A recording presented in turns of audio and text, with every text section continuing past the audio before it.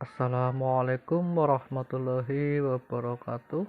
Masih bersama saya Sultan Aji Saputro dalam pembelajaran fisika. Fisika itu mudah untuk dimengerti. Mari kita belajar fisika bersama-sama, jangan mempersulit hal yang mudah. Sebelum kalian tonton videonya, jangan lupa like dan subscribe dulu. Catat di buku kalian.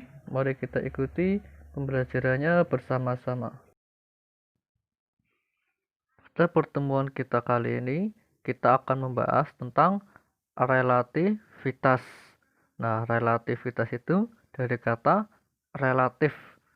Nah, relatif kita akan membahas tentang fisika klasik, mekanika klasik dengan fisika modern, mekanika modern. Nah, kalau fisika klasik, mekanika klasik itu mekanikanya Newton. Tapi kalau modern itu mekanikanya, fisikanya Einstein. Nah, relatif. Tentu kalian sering mendengar kata relatif. Nah, kita akan membahas tentang relativitas. Misalkan 1 jam itu terasa lama atau terasa cepat. Nah, berarti itu kan tergantung siapa yang mengamati, tergantung siapa yang menilai. Misalkan 1 jam bersama orang yang tidak kalian sukai tentu terasa lama. Tapi kalau 1 jam dengan orang yang kalian sukai tentu terasa cepat. Nah, berarti itu kan relatif. Jadi 1 jam itu bisa lama, 1 jam itu bisa cepat, tergantung siapa yang mengamati. Nah, itu bab yang akan kita bahas tentang relativitas. Nah, yang pertama yaitu penjumlahan kecepatan relatif. Nah, ini diamati, yang mengamati itu oleh pengemudi. Nah, ini masih mekanika klasik. Nah, kalau kalian dilihat pada gambarnya, di situ ada mobil arahnya ke kanan. Nah, kecepatannya 20 km per jam. Nah, yang B arahnya ke kiri, kecepatannya 60 km per jam. Nah, ini diamati oleh pengemudi. Jadi pengemudi itu saling mengamati. Nah, pertanyaannya, berapakah kecepatan relatifnya? Nah, kecepatan relativitasnya itu berapa? Nah, kalau orang mekanika klasik seperti Newton, kalau menghitung seperti ini, tinggal dijumlahkan. Jadi kecepatan relatif A terhadap B, B terhadap A. Nah, kalau mekanika klasik itu tinggal dijumlahkan. 60 ditambah 20, itu hasilnya 80 km per jam. Itu kalau mekanika klasik. Nah, misalkan contoh yang nomor 2. Ada mobil kecepatannya 20 km per jam ke kanan. Nah, mobil yang kedua juga sama, tapi kecepatannya 60 km per jam. Nah, pertanyaannya masih sama, berapakah kecepatan relativitasnya? Nah, kalau menurut mekanika klasik, kalau kejadiannya seperti itu tinggal dikurangi. Jadi 60 dikurangi 20, hasilnya 50 km per jam. Itu kecepatan relativitasnya. Nah, tapi bagaimana kalau kecepatannya mendekati kecepatan cahaya? Nah, itu nanti kita akan bahas di slide berikutnya.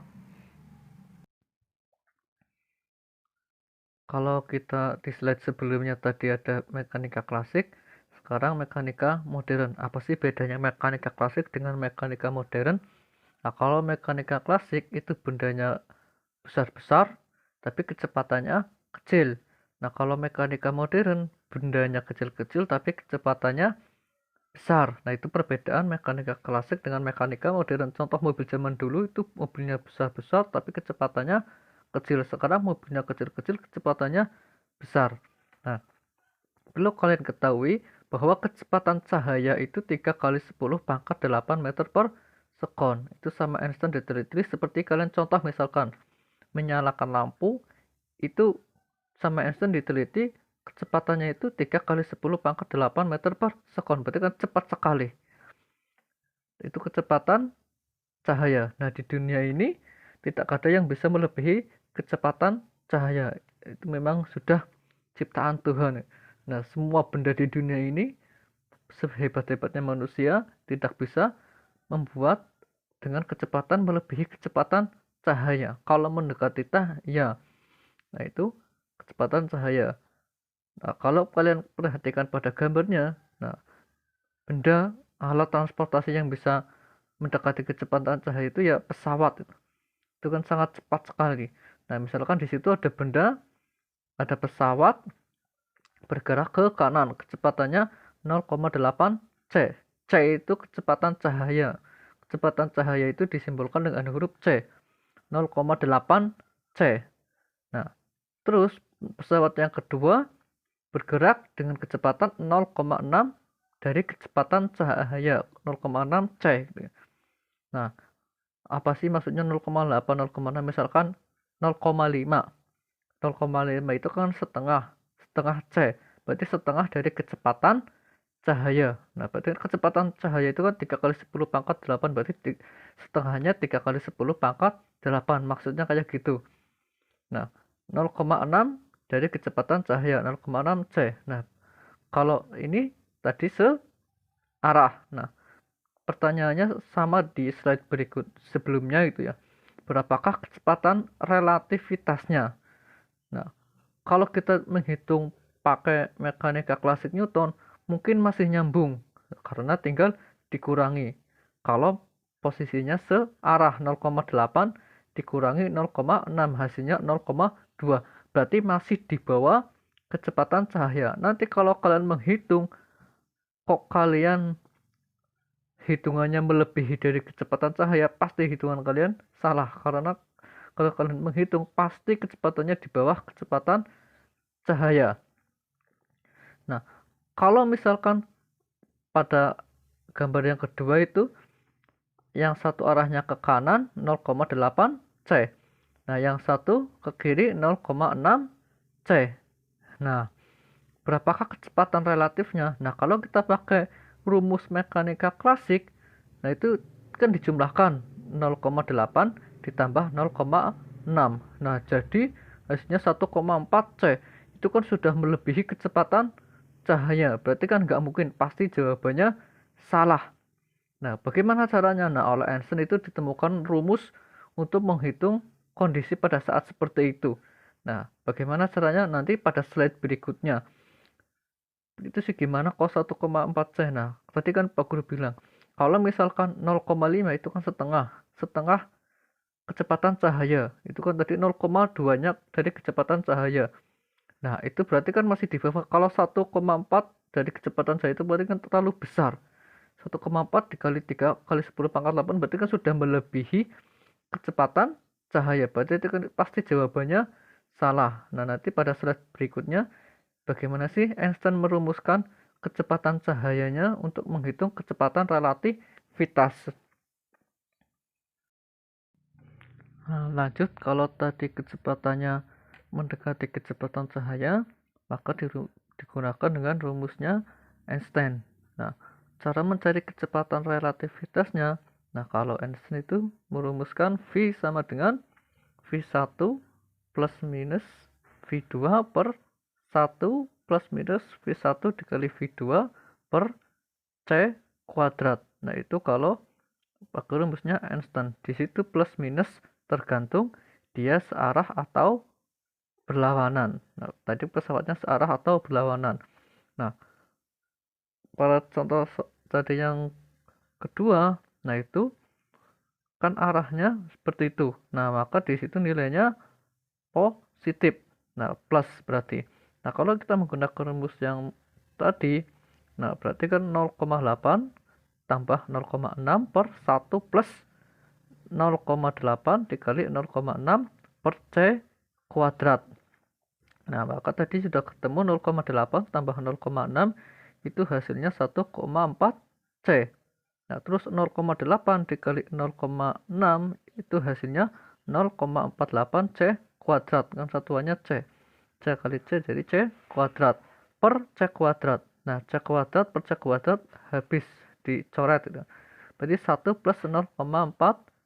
Nah, 1 plus 0,048 itu hasilnya 1,48. Jadi 1,4 C per 1,48 C sama dengan 0,9 C atau 0,95 C. Itu cara mencari kecepatan relativitas dengan rumus Einstein. Nah, kalau hasilnya 0,9 C, berarti kan masih di bawah kecepatan cahaya. Nah, karena kalau menghitung itu harus di bawah kecepatan cahaya. Nah, kalau menghitungnya lebih dari kecepatan cahaya, pasti perhitungan kalian salah. Itu berarti cara Einstein mencari kecepatan relativitas kalau kecepatannya mendekati kecepatan cahaya.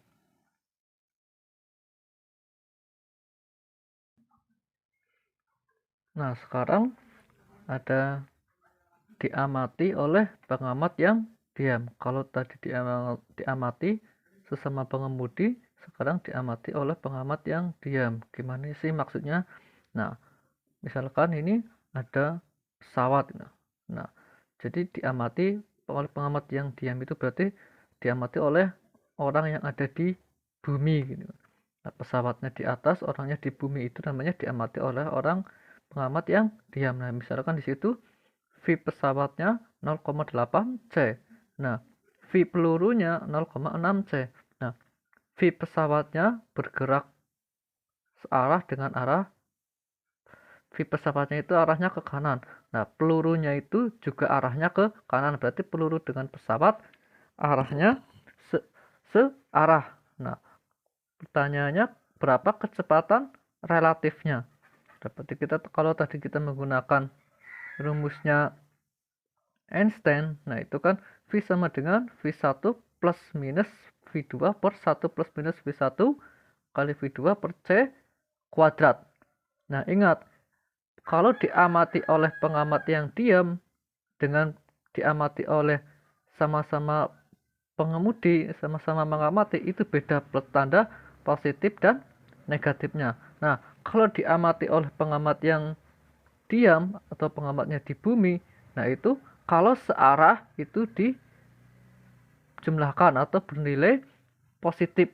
Nah, maka kalau peluru dengan pesawatnya itu searah kalau diamati oleh pengamat yang diam.